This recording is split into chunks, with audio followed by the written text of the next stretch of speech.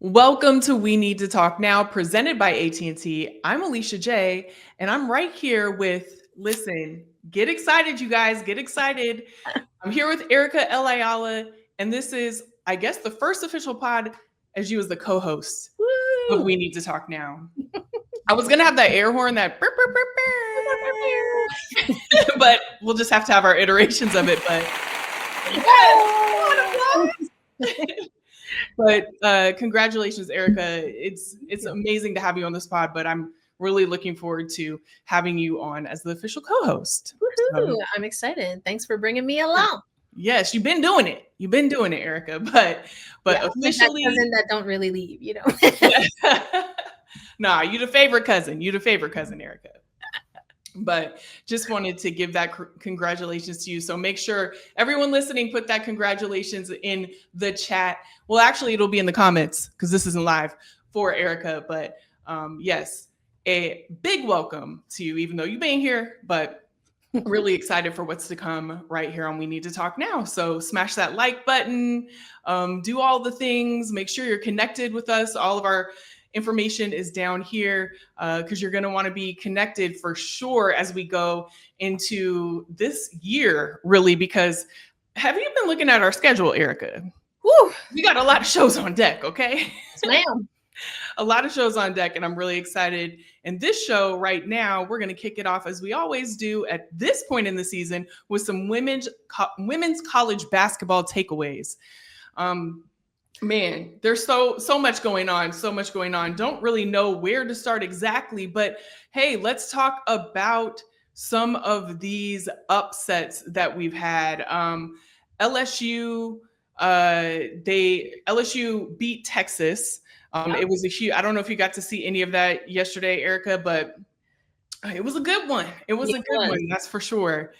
I think there was like 7 that would be considered upsets this last weekend. So a lot of movement there. But LSU and Notre Dame, they rebound against ranked opponents. So not only did LSU do that, Notre Dame was one of them to come back and win. What do you think that these wins tell about these respective teams?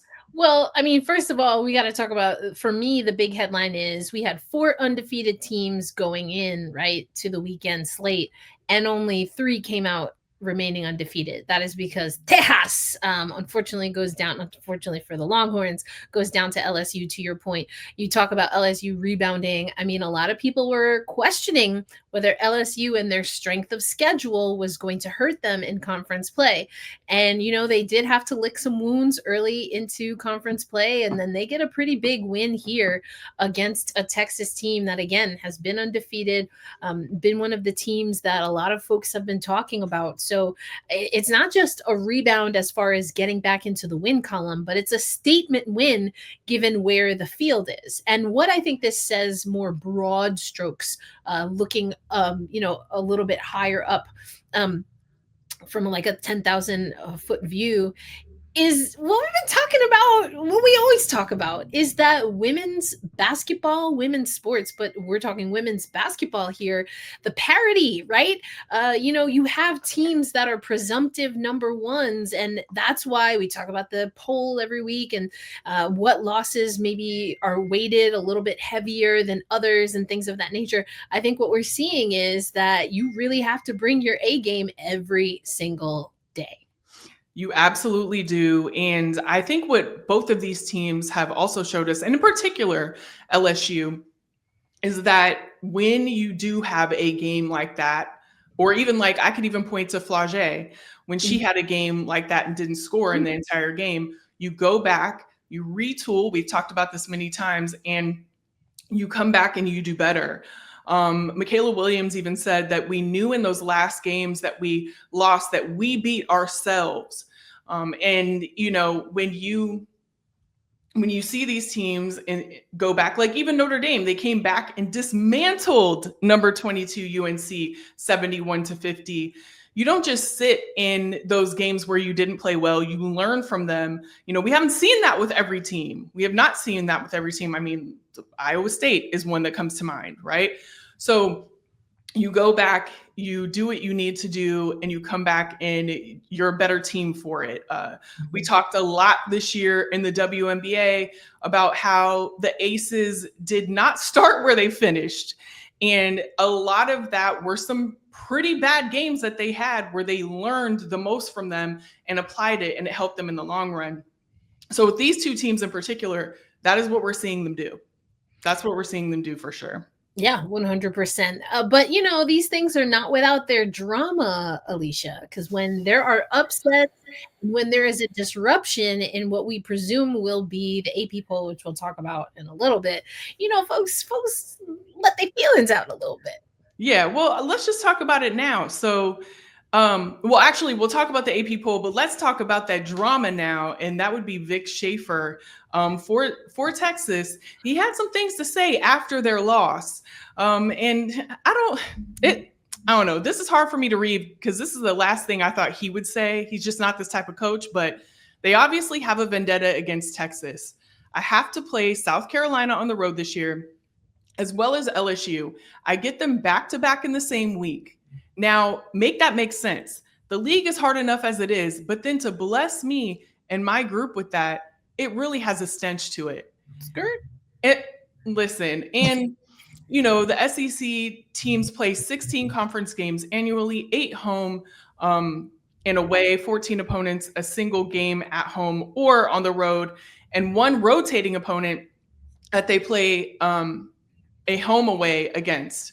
So, I mean, all of these teams in the SEC, there was a stat that I somewhere down here, I cannot remember in my notes specifically, but if you look at all the teams in the SEC, you playing hard games every night.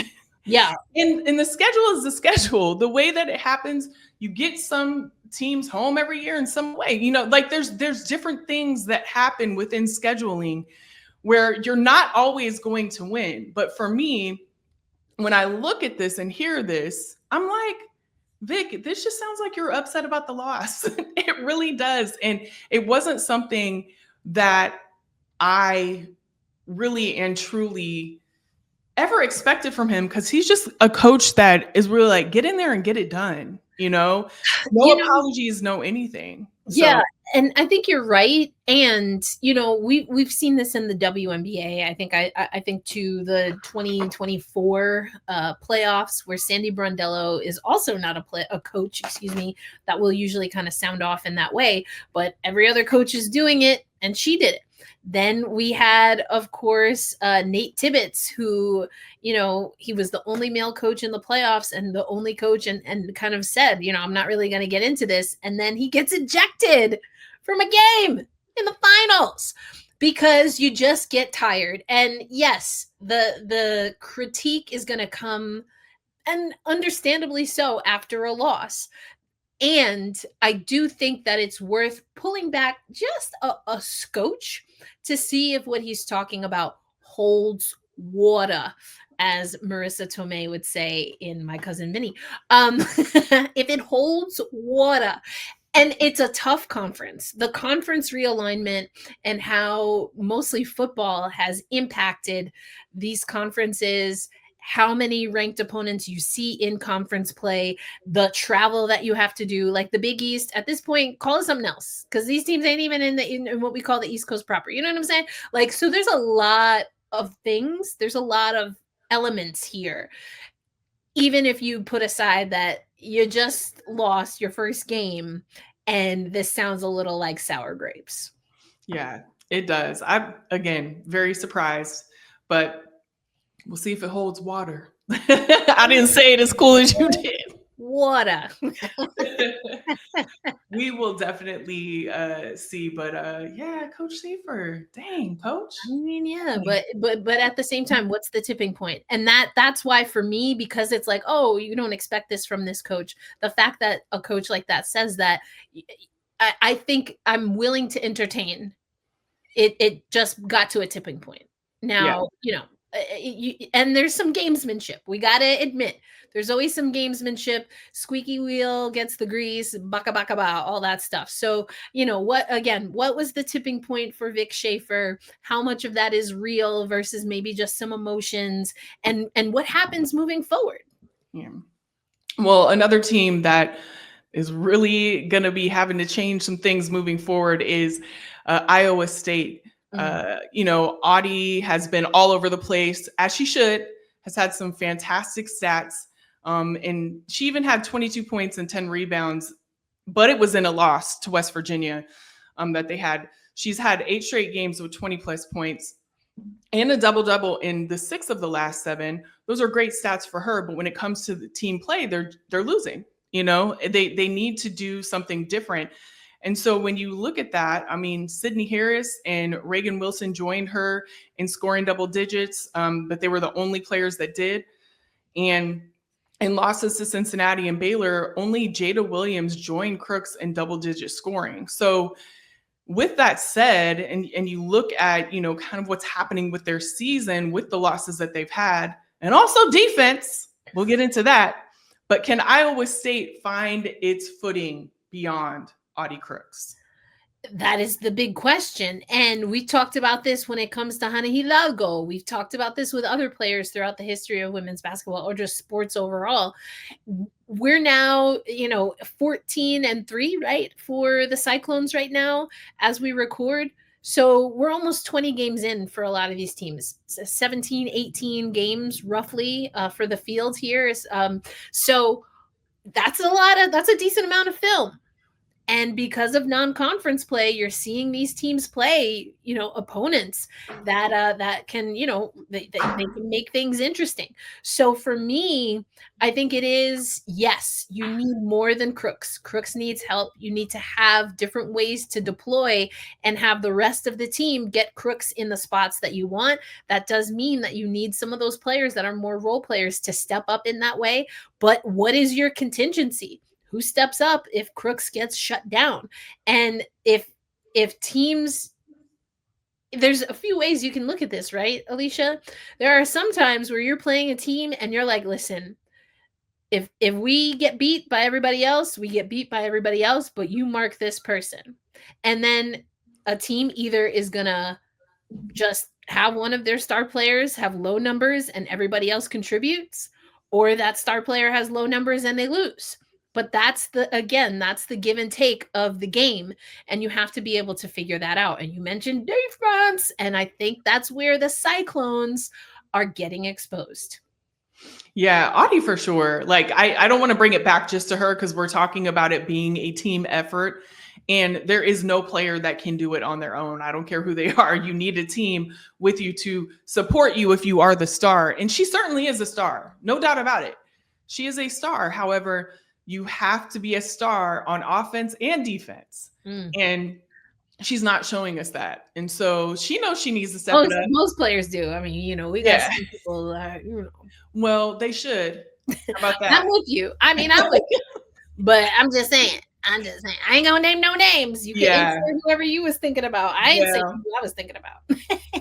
How about anyone listening in the comments insert who they think about? Let us know. I mean, historically, we got some names up there. You know what I'm saying? We do, but I'll call out historically Diana Taurasi. Come on. Okay, we'll throw DT in there.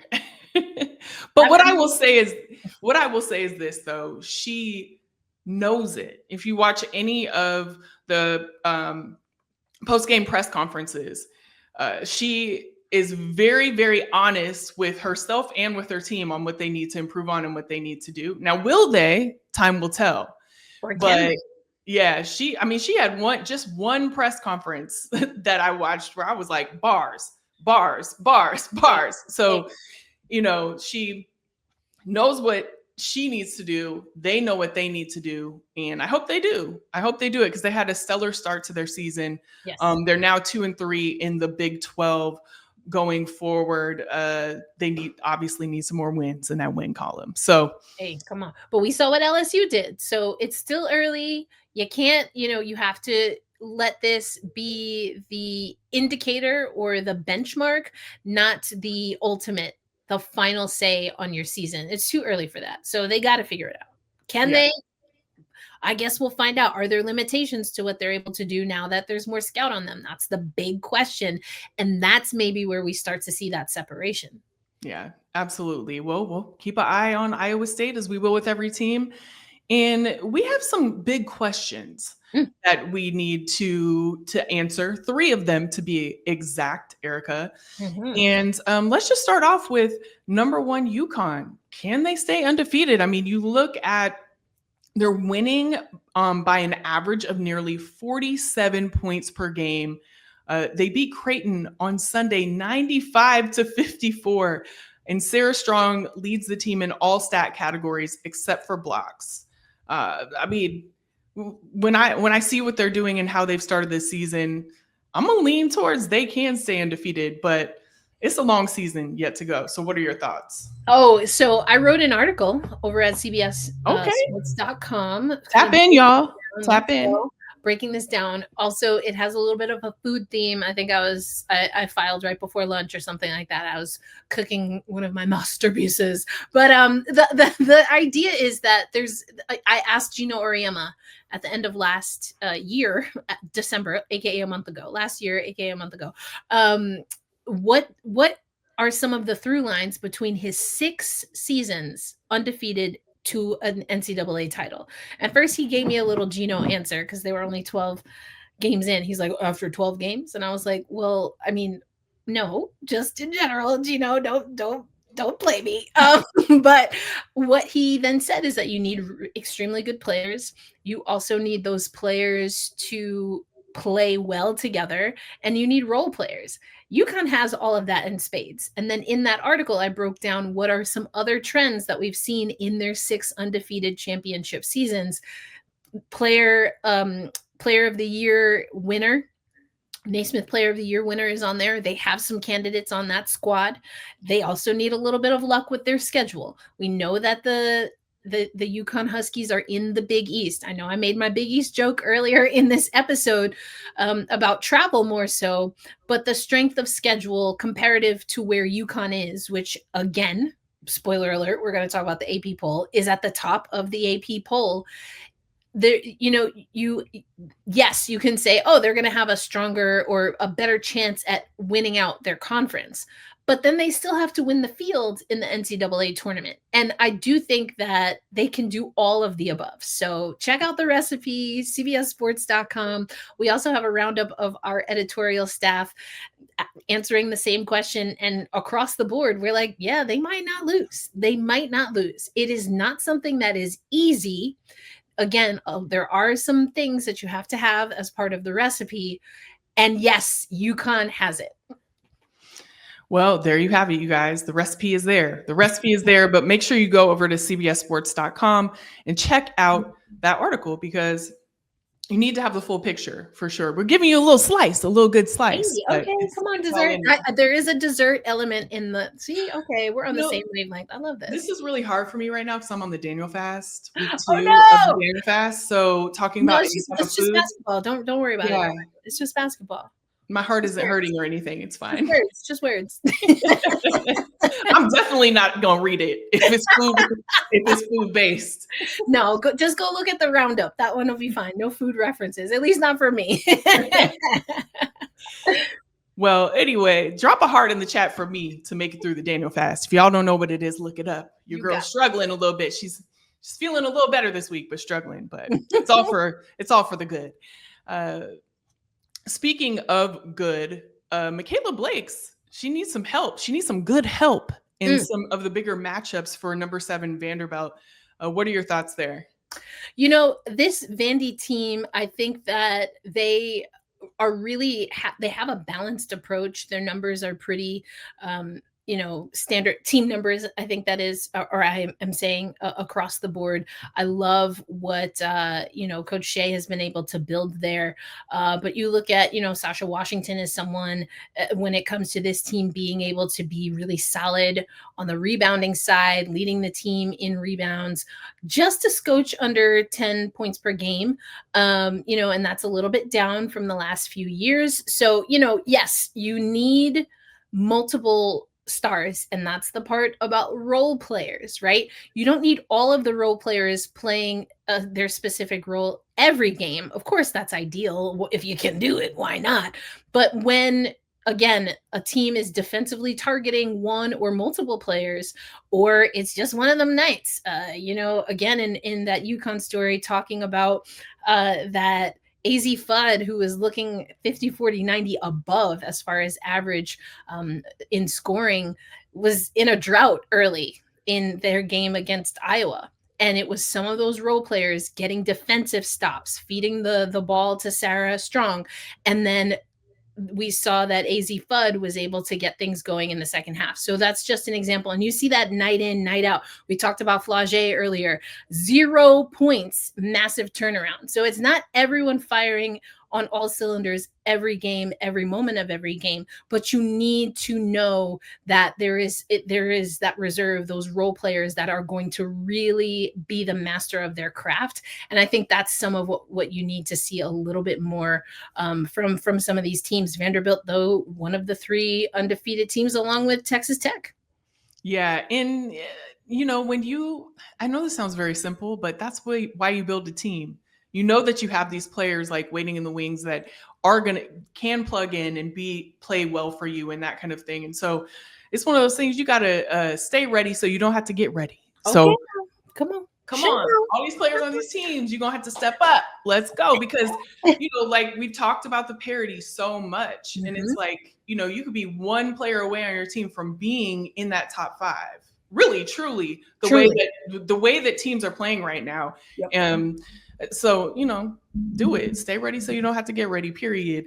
And Texas Tech seems to be staying ready a lot of the time. Okay, number 17 right now. How high do you think that they can climb? I'm really enjoying watching the Lady Raiders play. I think that this is a team where maybe perhaps a little bit under the radar, even as a team that's undefeated, that again, we're in that part of the season where there's enough film, there's enough scout, there's enough conversation that they might not be able to enjoy that much longer. But for now, you've got that. Also, I mean, it's just that they have some size, and then bringing in center Stephanie Okechukwu, from Nigeria, making history as the tallest women's basketball player in the history of the sport.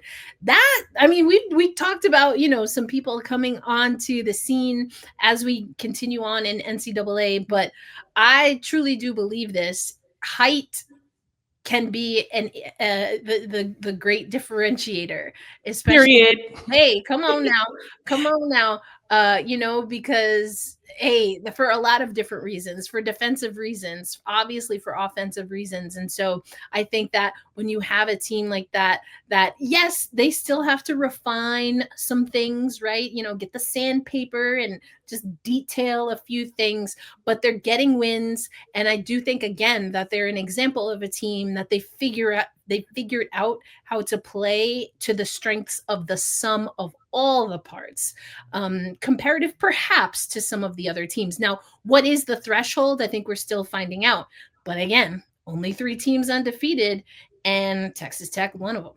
Yeah. And Stephanie coming in, like, I don't know exactly when she's going to be approved to start, but I know just getting her here was a lot. I watched kind of like the story on how they were able to get her to the States and on a team. And, she does have size, obviously making history as being the tallest player in all of, I think it's just women's college basketball, period. And, I love a tall girl, so shout out to you, Stephanie. But, I'm just adding a player like that, just as we've talked about with South Carolina and other teams that have secured a player, like it could change the whole game for them, and they're already doing well. So definitely keep our eyes out on that. And also, she's doing these crazy, I don't know if you've seen these dunks she's doing. Like, that's what she's an exciting player. Yeah. Definitely exciting. Now, something that's not so exciting, Erica, is what's going on in the WNBA with the CBA. The deadline has passed. The WNPBA has entered a period of status quo after the previous CBA expired on Friday with no new deal or extension. Both sides signaled a desire to continue negotiations. But before we even go on further, because I don't think a lot of people understand what status quo is and what it means during the talks at this time. I mean, you know, it kind of fits to the definition of status quo, right? Business as usual. That's another phrase you can use for this status quo. Now, why are we differentiating status quo versus timeline or deadline, excuse me, for negotiation? Is just that in a status quo period, you're not aiming to or operating in good faith at a specific date. At any time, either side can opt to, if you're the Players Association, initiate a strike, and that's why that vote to empower the executive board to at the negotiation table, if and when they feel that they need to execute a work stoppage, that they can do so. So just because the players overall voted does not mean that they are going to execute a work stoppage or a strike, but they have the power. They have empowered the executive committee to do so. On the other side, there could be a lockout from the league, from the NBA, from sourcing that I've done in the last several months. The WNBA, the league offices continue, and people continue to say that the league does not intend to execute or initiate, I suppose is the better word, to initiate a lockout. So then what does that mean? Well, what it means right now is that we have 2 expansion teams, Alicia, who are in limbo. So status quo equals limbo for the expansion squads, but it also means that we are in the time period, we're in a season that does have an operating collective bargaining agreement. We'd start hearing teams and have teams report about qualifying offers to restricted free agents. We might start hearing about, off-season trades. And then, of course, free agency would be coming in February. That can't happen because there is no collective bargaining agreement. Because remember, the key here is that they opted out of the last CBA. So that CBA, once it expired, it's no longer governing the relationship between the WNBPA and the league office. So right now it is limbo. We've also heard reporting up to, the hours and minutes before we started recording that there's whether you want to call it in good faith or kind of a working agreement among the players, that they are not going to sign any of those qualifying offers. So they might be there, but they're just not going to sign it. That's what they've all agreed on. Yes. Speaking of the players, Breanna Stewart told Sarah Spain on her podcast last week that both sides want to have things wrapped up by February 1st, which would be great. But she said they would both like to have it wrapped up by then. And specifically said, hopefully everything can be done by February 1st. Even if we agree, we still have to wait for the contracts to be written. So there's a lot to be thinking about. It's not just like, oh, you're done now, it'll work. If we can get it done by February 1st, we'll be in a good place. Yeah. And then thus that implies that if they don't, then we are perhaps looking at anything from delays in the upcoming season to, again, either a lockout or a strike. Though from what we've been hearing, the strike initiated by the players is more likely than the lockout initiated by the league. And so, again, how expansion teams, again, are in limbo. Status quo equals limbo for these expansion teams because they're not really engaging fully in the league side as at the ownership table in these CBA negotiations, but they cannot move forward in filling their rosters until this is handled. Yeah, and when you look at assembling an entire team, right, especially with the free agency the way that it is and the amount of players that are in that, you can only plan so much for things and only kind of like draw up kind of like wish lists and do everything for so long before you're literally just sitting there. I mean, they don't have teams yet. They don't really have a story to tell. They probably exhausted every kind of story point that they've had so far because since they've announced that they're expansion teams, they've been doing this, right? And so now you just want players, you just want to execute. You want, the drafts and the expansion drafts and all of that. But unfortunately, they're.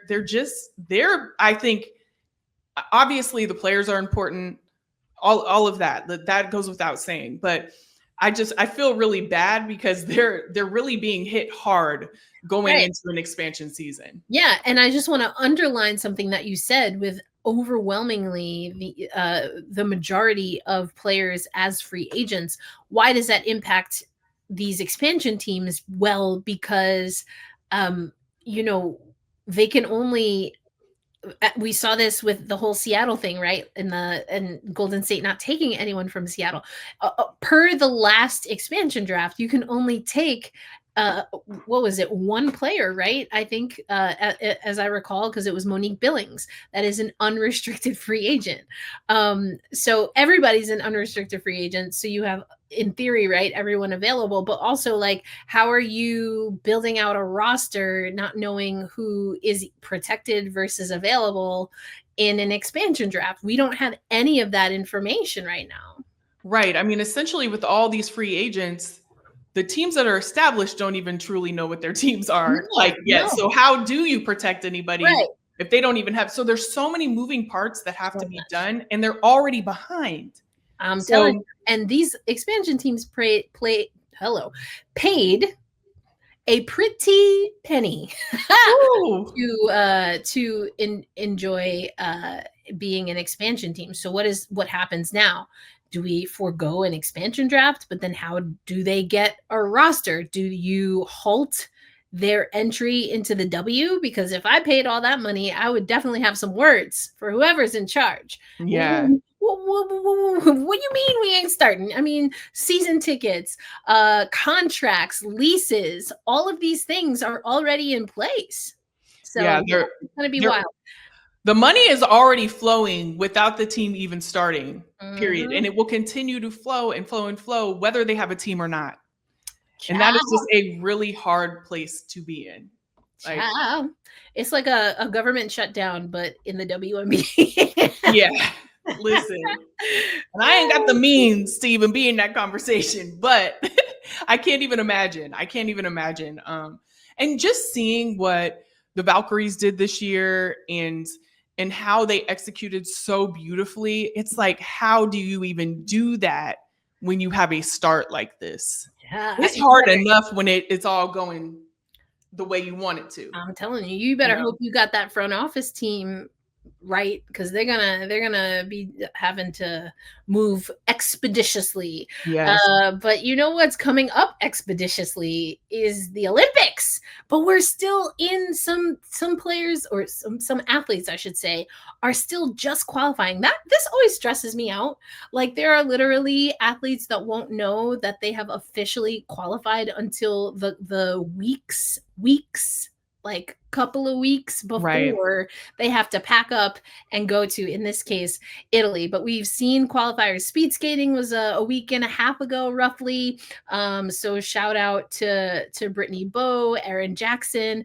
And then we most recently had figure skating. And so that includes couples. But of course, on We Need to Talk Now, we want to talk about women's singles and the figure skating qualifiers. I think just a fantastic qualifying round here. I mean, Alyssa Liu is a great story, Alicia, someone who at such a young age just felt that she needed to step away from the game. She went on a trip out to, I forget where she went, but like there was like a whole, climbing of mountains, tour guides, camping with good friends and family, really just got away from the Olympics, got to talk to her at the Team USA Summit. And just, oh my gosh, she is hilarious. You want to talk about great hashtag content, someone who is so funny. Congratulations to Alyssa Liu. Another story I saw making rounds is Amber Glenn, first out LGBTQ plus woman on U.S. figure skating team, had her flag proudly waved when she made the qualifiers. And, we also I was able to speak to Marie-Philippe Poulin, who is a Canadian hockey player, and the hockey rosters, specifically for Hockey Canada, just came out a few days ago. MPP will be going to her 5th Olympics, but it also was with some controversy, Alicia. Well, Hockey yeah. Canada, and they took no college players, which is very against the grain in what we usually see in ice hockey. Well, yeah, I was going to ask you. So, obviously you the one that's tapped into ice hockey for sure. But I've been looking and just like familiarizing myself with everything and learning a little bit more as we go into these Winter Olympics. And I encourage everyone to do that. Like, we're sitting here talking about sports, but not everybody knows everything about it. So when you hear something that you may be new to, like, just start researching it. And I'm not afraid to say it. I'm getting there, Erica, but I know that you're the expert. So I saw some conversation around Chloe, and please correct me if I say her name wrong too, but Chloe Primerano. All right, look at me. But they were saying she was snubbed. Would you agree with that? It's tough because there's a part of me that's like, absolutely, Chloe Primerano should be on this roster. A young talent, has done really well in the U18s, has done well in world championships on the senior national team. But we did get a little bit of an indication that maybe Primerano wasn't squarely in the plans for Milano Cortina, and that came through what is effectively an exhibition tournament against the United States called the Rivalry Series. And the Rivalry Series, Canada got beat bad. And they got swept in this last leg of the Rivalry Series. One of those games Chloe Primerano did not dress for, and it was very glaring. Another player who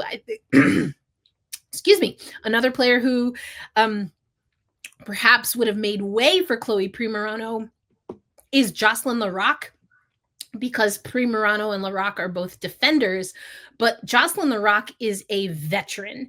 And there is definitely a difference of opinion in whether you need veterans, been there, done that, anything gets thrown at them, they know what to do, versus having a young dynamic talent that maybe is moving in the trend of where the sport is going. But in an Olympic tournament where 7 games and you're already in the medal round, really, you don't have time to bring that talent up, and you have to be an exemplar player to be able to make that cut at such a young age. So I think it's really a fine line for Hockey Canada in how they pick this roster. I do think you can see it as a snub. I do think, and I probably lean more to wanting Larocque on this squad, and it fits. They have 23 players. All 23 of those players play in the Professional Women's Hockey League, the PWHL, and that's what Hockey Canada leaned into, as opposed to USA, who has, I believe it's 6 or 7 NCAA players, including Layla Edwards, who has been on the program before. So it's a difference of opinion and a difference of approach. Now, Canada, they did win gold at the last Olympics. So I guess we're going to find out, is the youths movement of the United States going to win out, or is it the tried and true approach of Hockey Canada taking exclusively from the existing pro league? Well, we will be tuned in for that, especially because you're going to be over there. That's going to be amazing. So Erica will be there at the Winter Olympics covering all of these storylines. And there was one last storyline I wanted to talk about that I saw.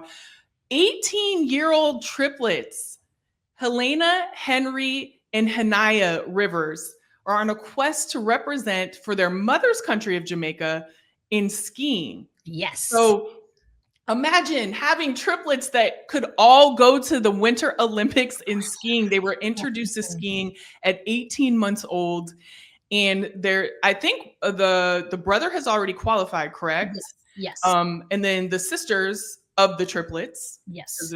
They're all triplets, but they're like really close to qualifying. Yes, because so skiing is one of those where you do these competitions, the sliding sports as well, where again, qualifiers, we go in, Shaka Khan right down to the wire. Okay.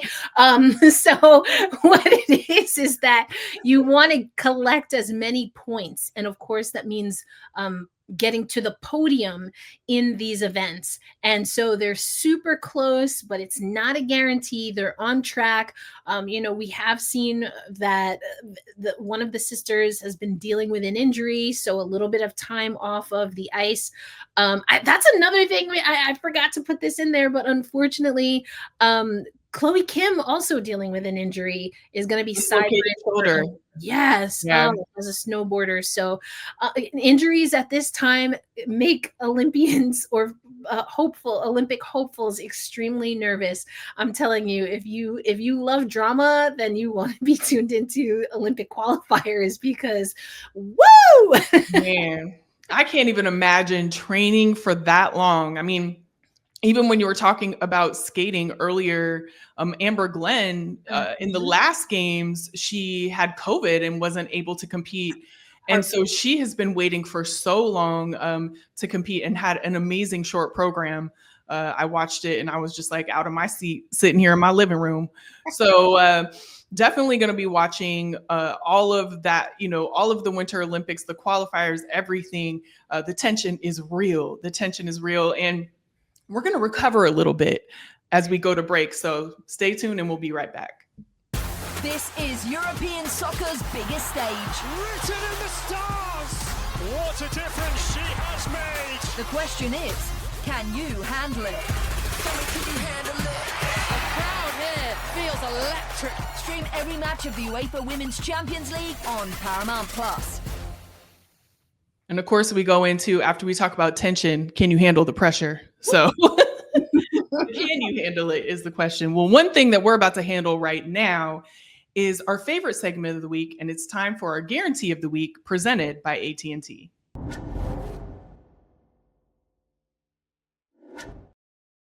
And this week, we are guaranteeing that you need to watch Unrivaled, because just week one was everything, Erica.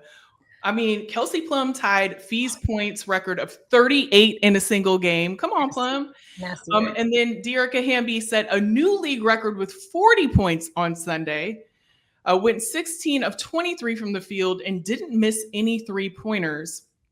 Where perimeter shooting reigns supreme, Hamby proves that buckets will come regardless of if you are bigger or stronger and craftier. And then Chelsea Gray, who she was dominating last year. I don't know if you remember, but she was doing the dang thing. She helped the Rose to a 3-0 record, top the standings, had 7 3-pointers en route to 37 points, adding 5 rebounds and 4 assists. Definitely an exciting first week, Erica. Oh, 100%. It's almost like you talk about Dearica Hamby, you talk about Kelsey Plum. It's almost like they won an Olympic gold medal for this. Maybe. Oh. Also, shout out to Sabrina Ionescu, who it was announced that due to an off-season surgery, she would not be competing in Unrivaled this year, but did make an appearance on the broadcast. And you know what? You can tell a nerd, you can tell a basketball nerd in how they speak basketball, but also Sabrina's ability to translate high-level IQ of basketball into an approachable way of speaking on the broadcast. Chef's kiss, no notes. Speaking of the broadcast, Ice Young from where she made her debut on Unrivaled. It was amazing to see her on there as well. We know how Ice is. She's amazing. She was 100%. She was killing it. But in all, the thing that I love the most, I mean, I obviously love the play of Unrivaled.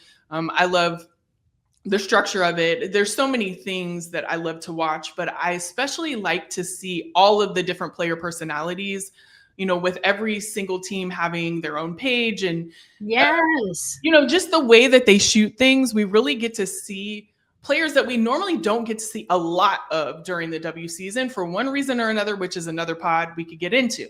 However, it's really good to be able to see everybody. Well, did you see that they had a draft for their social media managers, and so they had a draft, they were drafted to a team, and then there is $1,000 incentive and reward for the team, as in the Unrivaled team, and thus social media management, curated content that gets the most engagement. I thought that was again, just they're doing it different, and the content is great. Question of the day is always hilarious. So yes, they're doing it good. But Unrivaled, I mean, that's 3-on-3. You're getting 3-on-3 action. You're getting to see some W players. We also know that these hubs for the players were announced, but Unrivaled is its own hub, and there's a lot of development that also happens at that level. Yeah, absolutely. I want to make it out there, Erica. Maybe we should take a trip. We got to. When I get back, that's what I'm planning to do. Hop off. Oh, you're already planning a trip without me to Unrivaled? I mean, I didn't say it. That's what I heard. Dude, I mean, I don't know that if that's what I said. I mean, I can't help what you heard. I don't know if that's what I said. Well, we'll talk offline. You know what I'm saying? We'll talk offline. But I'm going to Unrivaled with you or without you. No, I'm just playing. We got to go. We're official co-hosts now. We got to go together. I was going to say, I get a co-host tag and then I get all the smoke. Yeah. Take me back to a guest. It's all love, Erica. It's all love. Always. We sisters now. That's how we do. Period. Well, there was a lot of love for some teams and maybe not for some others on this week's AP poll. So, Erica, looking at all the movement that has occurred, South Carolina is up to number 2 after Texas's loss. The Longhorns dropped to number 4. Vanderbilt is up to number 5, and LSU is back in the top 10 at number 6. Maryland drops out of the top 10 after the Ohio State loss, and Oklahoma drops to number 13 after the Ole Miss loss. And Ole Miss entered the chat after this AP poll drop, so we'll get into that. Notre Dame, after they dropped out of the AP poll, and I can't even remember when was the last time they ever did that, but last week they dropped out of the AP poll. And this week they are back in the top 25 at number 23. Alabama and Illinois joined them in the top 25. So Iowa State dropped 8 spots to number 19 after 3 straight losses. And it's important to note, too, when you look at just the conferences, the SEC has 9 teams in the top 25, including 5 of the first 7. Oof. Big Ten has 8 teams ranked this week, and the Big 12 has 4, and the ACC has 2. So yeah, a lot to talk about, including Coach Yo had something to say, and I'll let you take that. Oh, here it's right here. Coach Yo had this to say after the AP poll drops. She said, "This is a joke, and if the voters not going to do their jobs, we don't need an AP poll. Ooh. Had we lost 2 games in a row, we'd be fighting to stay in or we'd be out." Do you agree with Coach Yo? We've kind of talked about this, right? Because I think there's some truth here. We talked about it earlier on this podcast as far as what's the gamesmanship and kind of, again, squeaking a little so you get the grease. But then there's also, is this just the last straw? And it's it's now or never. And I think it's probably a little bit of both here. I've said before, some of the drastic up and down might be maybe a little bit more for drama because it doesn't always seem to follow an exact rubric or science just from my eye test, which again, that's going to happen when you get a panel of journalists involved. Who's watching what games? How are they weighted differently? But what should that be? Should it be so subjective? Because, we have 2 teams that dropped 8 spots, and I think what Coach Yo is saying here is, and we've alluded to this before, certain losses, even if it's just a singular loss, and maybe who they lose to, they seem to be weighted a lot heavier than maybe multiple losses in a row. And so how much of that is based on, in hockey, for example, which this stat drives me crazy. There's stats called goals against expected. So it's are you above or below what some mathematical formula said are the goals that you should score? And that's cute if you love math. Clearly I don't. But what is expected? What do you mean expected? How do you figure out how many goals a team is expected in any given season to score? You know, like that's a lot of high math that also does not factor in competition. You know what I'm saying? And Yeah. that's what I feel like. Maybe that's what's going on. I'm not an AP voter, clearly, but is there like a air quotes goals against expected formula that's being used? Because I don't think goals against expected or you know, how many wins you're expected to get versus what you are getting, or how many points you're expected to score versus what you are scoring. Those are so arbitrary. And again, they don't factor in what actually happens in the games. Sometimes you get got. Sometimes you play terrible defense. Sometimes one of your stars just doesn't score for any number of reasons, or there's injuries. I just hate those kinds of expected stats because they're not real to me. So I don't know if maybe that's what's happening here. I'm just pulling from hockey and something that burns my grits, as we sometimes say in the South, or the Great Plains. Now I'm here in Tulsa, Oklahoma. Like stuff like that really gets under my skin. Yeah. And I just, in general, the voting thing is just so hard for me to even, as somebody who does not get a vote either, it's hard for me to kind of wrap my head around because, like you said, it is very subjective. There is no specific formula to plug in. You know, maybe, I mean, there's got to be a way to kind of do that, right? When you're plugging in the numbers, like maybe the output comes that way with these polls. I don't know what it is, but I can see the frustration. I understand the frustration. Right. And also Coach Yo is always going to give it to you real and straight. She don't hold back for anything. So bow. Yeah.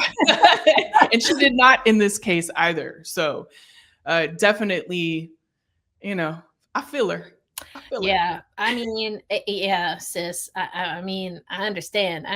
But you know, I dropped my goals against expected. But I can tell you what, when it comes to watching hockey and my eye test, I can absolutely tell you that I never expected a goal to be scored after a player dribbles the puck. Who does that in hockey? Dribbles the puck, nutmegs a defending player, still gets a piece of the puck to shuffle it over for a goal. What? Right. Are you kidding me? And that is why, you know, we were talking about the young guns, and was Chloe Primerano, you know, was she snubbed? I'll tell you who wasn't snubbed and is going in, you know, with her student ID card to Milano Cortina, and that is Abby Murphy. I mean, this player is crushing the game right now. And it was just an absolutely sick goal. If you haven't seen it, you got to check it out. Yeah, that's definitely something you should check out. We're going to have that up, that amazing play. I know my jaw was dropped when I saw it. I said, excuse me. And I haven't even watched a lot of hockey plays, if I'm being honest, but I knew that one was special for sure. So we'll have that up on We Need to Talk Social by the time this is posted. So make sure you go over and check that out. I had a moment too that I had to point out, a social moment of the week per se, I would say, is look, Skylar Diggins. At the Golden Globes, you did that. Okay, sis. Listen. You did that. She's wearing Tony Ward. Now, the dress is phenomenal. She's wearing Tony Ward. She was styled by Sydney Page. But I just have to point out, I need the workout, sis. Like, right. Give me the workout regimen. I need to know all the moves to get those arms, just everything. AB. I mean, it's the slit, it's the purple, it's the shimmer, it's the off the shoulder, it's the serving looks, it's the chin up. You know what I'm saying? Like, Queen knows her angles. She knows she knows all them angles to hit. She's always known, but she's showing the world right here.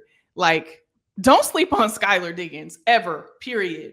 And that's it, because she is doing the dang thing. Like, and I actually really love seeing athletes at events like this. Like, they should be there. You know, there's so many people in those rooms, and they should absolutely be in those rooms. And I was so glad to see Skylar Diggins just work the carpet. Okay. Like, she tore that carpet down. Okay, up, tore down, it down. In, out, off, on, left, right, north, south, east, west. I mean, come on, what are we doing? But also drop the workout, sis. Drop everything that we need. Like, I need to know skincare. I need to know what kind of weights we got to be lifting. I mean, I need all of that. All of it.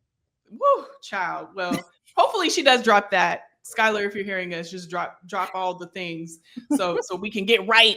Okay, not that I mean we good, but there's always get it right, get it tight. Come on. I'll take all the Skylar Diggins tips. Period. After seeing that. Period. But Erica, first official show as a co-host, fantastic show. Looking forward to all the ones moving forward. It's going to be amazing. Make sure you're tapped in to watch all of those shows and that you're tapped in specifically to Erica, everything that she does. Follow her on, all platforms, and subscribe, like, comment, do all the things. And we're looking forward to just continuing to host We Need to Talk Now, presented by AT&T every single week. So we'll see y'all in the next episode.